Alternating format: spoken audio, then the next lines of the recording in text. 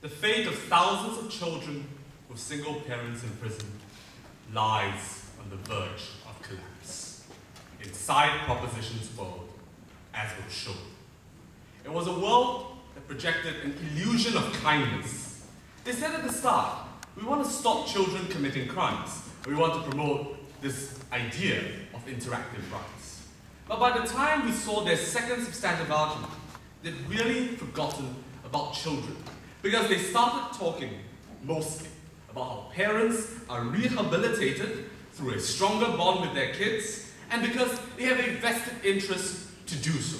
So right from the beginning, their commitment to children was questioned. They chose also in their world to prioritize abstraction over reality. They came up to us saying, rapists, kidnappers, and murderers aren't the vast majority, and that criminals by the end of their third speech are not evil people. And yet they didn't disagree with our characterization of what happens in jail, apart from saying there's some kind of secure and monitored environment for children, which perhaps doesn't really look like jail at all. They said, we're just going to talk about criminals who've got sentences for 5 to 10 years. And despite the fact that we talked about crimes like assault, crimes like terrible corporate fraud, which they were heinous offenses, they said, well, they're still not evil. And that's why their side had to drop the practical idea of reducing offenses on the part of children by the time their third speaker merely repeated it. He merely illustrated it in the dying minutes of his speech with some kind of example from New Haven, but we never saw analysis as to why children are going to become better if they're going to have parents who are criminals as role models for their values in their lives. All they did by the end was to collapse our examples like good foster homes and merely say that they were extreme.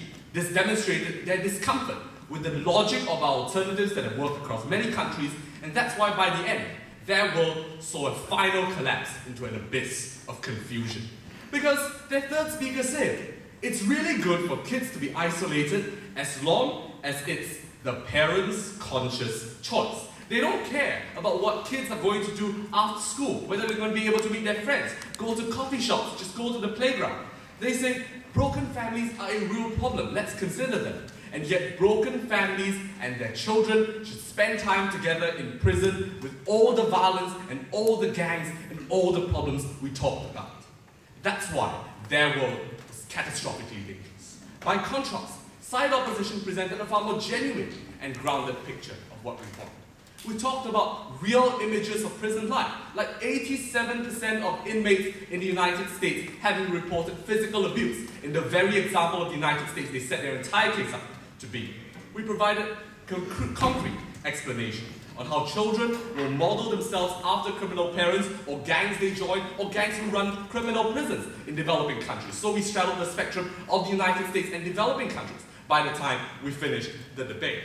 We also showed that children aren't going to be out on the streets as they claim. We showed real concern for children and foster homes that could really work. And by the end, their failure to deal with our second speaker's argumentation also demonstrated a lack of concern for children. Because we talked about how parental authority is destroyed, because children see their parents being humiliated in prison, because parents might even hide the truth from their children. So the fact that they refuse to deal with these points suggests they don't even really want to think about what's going to happen when parents come out of jail later and try to take care of their kids.